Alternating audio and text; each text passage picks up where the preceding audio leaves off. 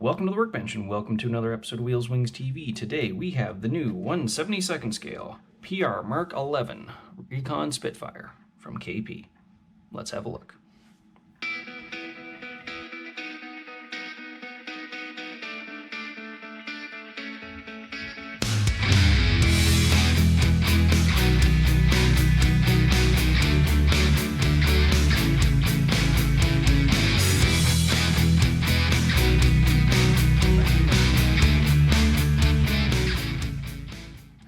For sprue, we have the wings, tail, rudders, etc. Big thing, it's blatantly obvious, no ejection ports, no bulges, no holes, because of course the PR Spitfires did fly unarmed. Take out anything that weighed the plane down, guns, armor, and trade that for speed and altitude. Very, very fine panel lines, much crisper than I've seen on previous KP releases. I would almost go so far to say as maybe a little too fine, so don't get too heavy-handed with your paint and primer because you might cover some of these up. So you may want to just run over these once or twice with a very fine scribing tool just to give yourself some insurance, but very nice. At the very least, maybe deepen up the aileron and flap lines. I always like to define those a little bit more from just the panel lines. Nice fabric effect on the tail planes. And on the rudder, you do get the standard Spitfire rudder and the taller pointed rudder. Control column, pitot tube, you get the scissor links for the main landing gear, radio mast.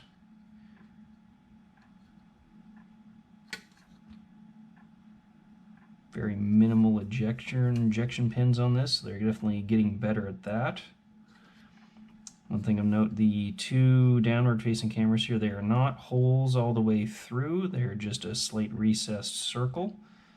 So if you did want to add some depth there, maybe drill those out. But so far, looking very nice.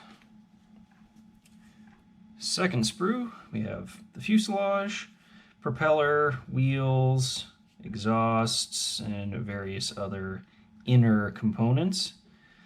Now, when this kit was first released, I kind of had the assumption that they would just carry over their standard Mk.XI Spitfire sprue with maybe a new lower cowling, but they have given us a completely new fuselage with that much more bulged lower cowling for the Recon Spits. They did have a bigger, I believe it was oil tank, so they needed to bulge out the lower cowling a bit. Very nice panel lines, probably a little bit heavier than on the wings, but still very nice. Nice rivet detail where necessary and fastener detail around the cowling. Prop looks good, nice and sharp, maybe a little bit of a mold line. Wheels, I am always incredibly impressed with the wheels in the KP Spitfires. Very nice hub detail.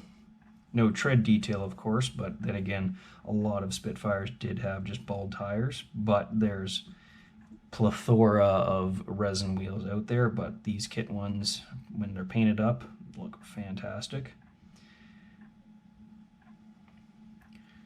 We do, no indication of things to come perhaps. We do have the bulged camera ports. I believe these would go on the side of the fuselage. I think that was for the FR Mk.IXs, if I'm not mistaken. Don't quote me on that. Instrument panel, simple but very nicely done. I mean, quite well detailed for the scale. Paint that up yourself or use the supplied decal and that'll look pretty sharp, what you can see of it anyway.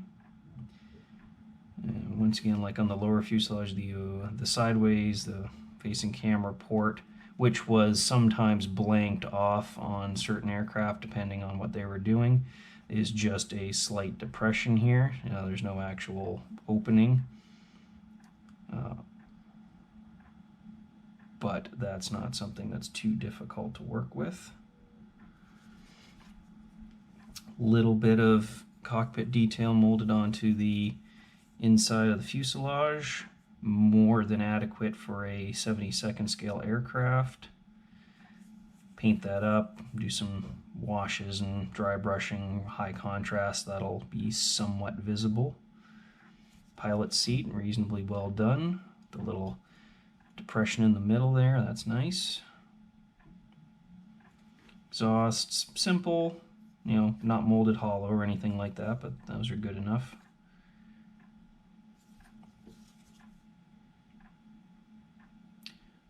All in all, looks as good as their previous ones, maybe a bit better. And the last sprue is just our one-piece cockpit canopy.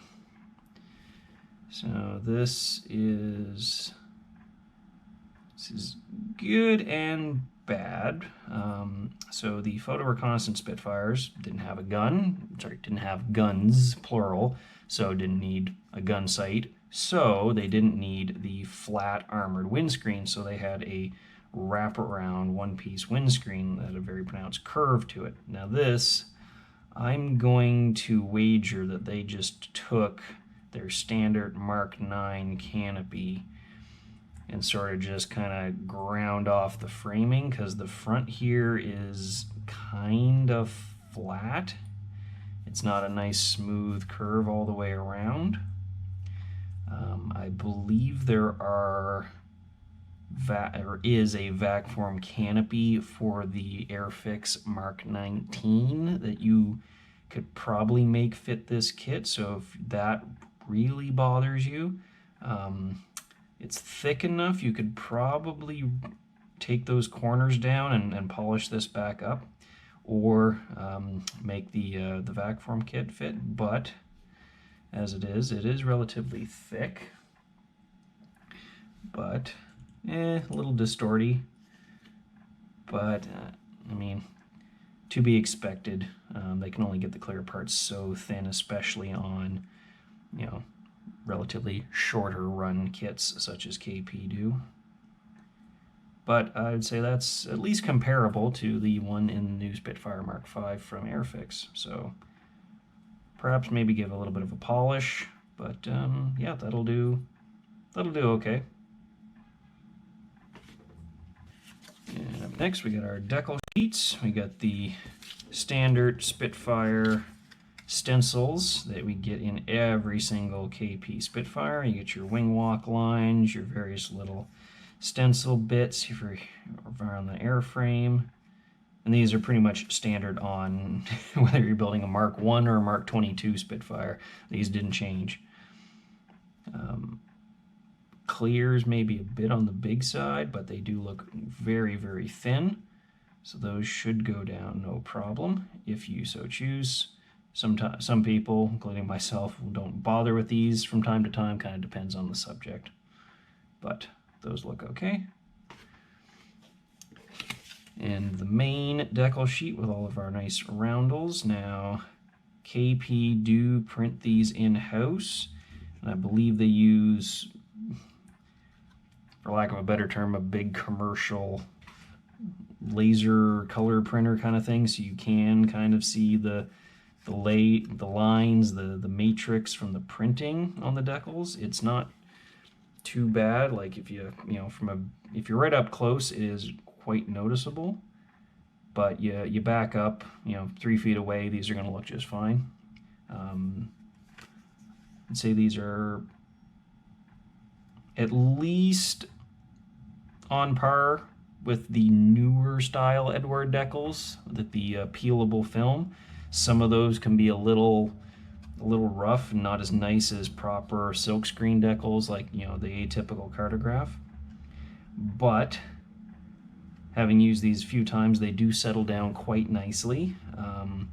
Sometimes the roundels, because you've got multiple layers of color, can be a little bit thick and need a little bit of persuasion, but nothing crazy. And of course, RAF roundels, you can find half a dozen different aftermarket sheets if you so choose, and use those instead, or mask and paint them yourself, especially the 2-color roundels. That is not super hard to mask and paint. And of course, we got our instrument panel decals there if you want to use those. They do provide seat belts as well. Now, those are going to be, at the very least, they're going to provide some color looking through the cockpit canopy, but they're going to be very thin, so you may want to use some photo etch or simply cut some masking tape to size and stick that on the seat. So those, not the world's greatest decals, but usable. And last but not least, the instructions, just printed on regular old paper, nothing fancy, but enough to get the job done. Spitfire PR Photo Reconnaissance Mark 10 and 11. The 10 and 11, the only real tangible difference is the 10 retained the fighter-style armored windshield, whereas the 11s had that wraparound windscreen that was atypical for the PR Spits. A little bit of a history on the PR Spitfires, and a little bit of a shout out on some of the guys that brought this kit to life. Sprue map with a couple of parts blocked out. No, I guess, yeah, we're pretty much using everything on the sprues. A little bit of color here, so we got our instrument panel. Of course, you paint that black.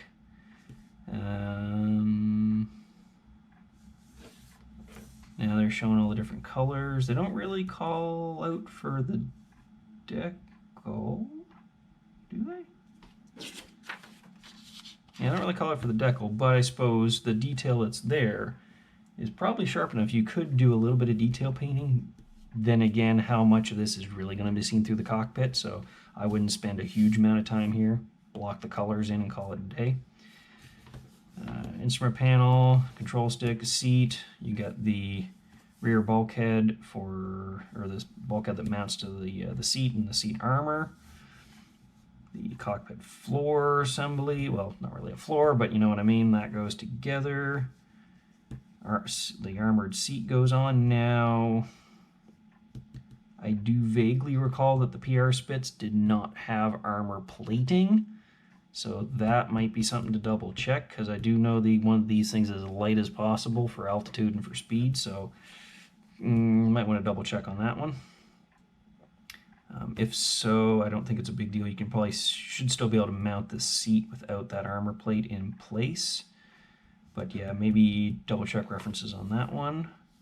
Cockpit assembly goes together, and this generally goes together relatively well.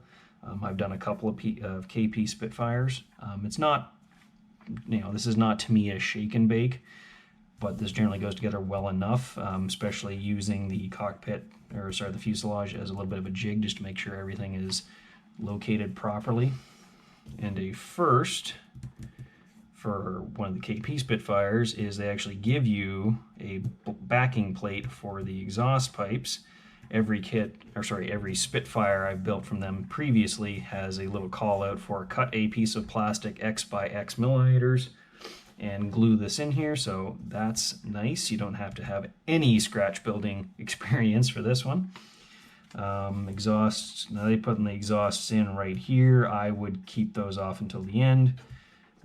Cockpit goes in. We've got our pressurized bulkhead at the back here goes in, extra oxygen bottles. Now those are probably going to be somewhat visible through the rear transparency, and they are yellow, so yeah, paint those up. Fuselage goes together. We got the wings, we got our wheel well walls here that go in. Definitely make sure that all gets lined up properly. Top and bottom wings go together. Putting our radiator faces on and the radiator shrouds themselves. diversion over here, put the landing gear legs together.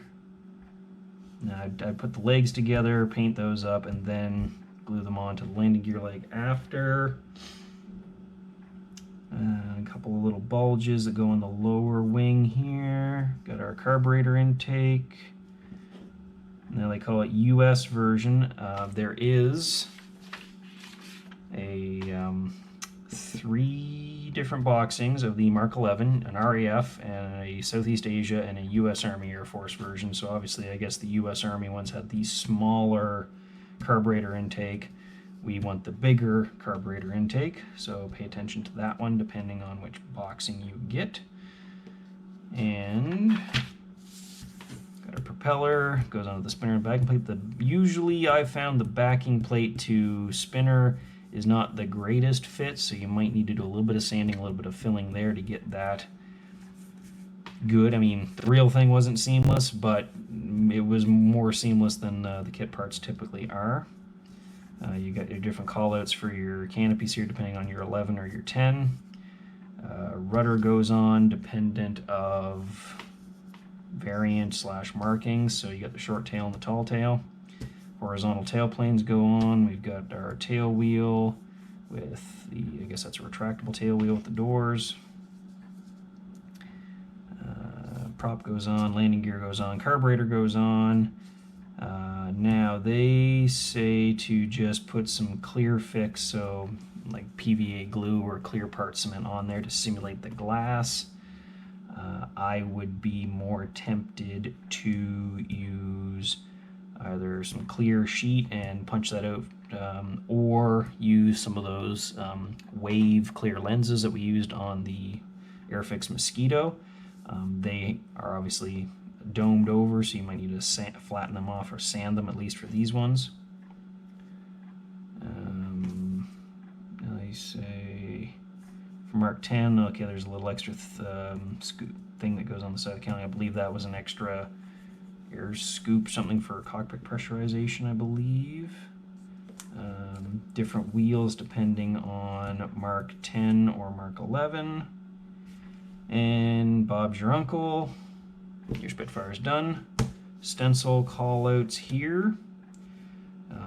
Usually, now I would skip the walk lines because those are going to be a huge pain in the butt to keep those nice and straight.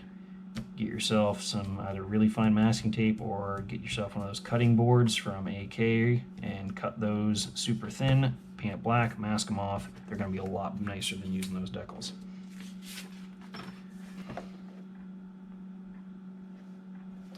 And in the essence of economy, they always put the paint schemes on the back of the box. Any color you like, as long as it is PRU blue. We've got one aircraft of number 4 Squadron, Netherlands, 1945. We've got number 16 Squadron, 2nd Tactical Air Force, also in the Netherlands in 1945.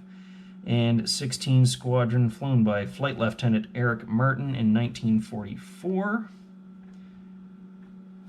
Slightly different roundel configurations depending on each plane, different serial number placements and sizes, but all PRU blue, all black propellers. So if you don't know which one you want to do, you can basically wait until you've painted everything to make up your mind on decals. Now, of course, not featured in the kit, but well known is number 400 Squadron, or CIF, later known as City of Toronto Squadron, did fly Photo Recon Spitfire 11s. So, lots of colorful options to choose from, regardless of which box you get. So, the new 1/72nd scale Mark 11 Spitfire from KP. Now, I can't guarantee there will be a comprehensive build review anytime soon, but I do intend on building up this kit, and I will be doing it in those previously mentioned 400 Squadron markings.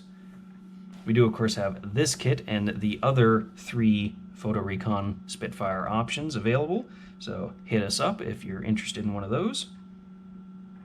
And if you'd like to see more content like this, make sure to click like and subscribe. Thank you very much, and we'll catch you next time.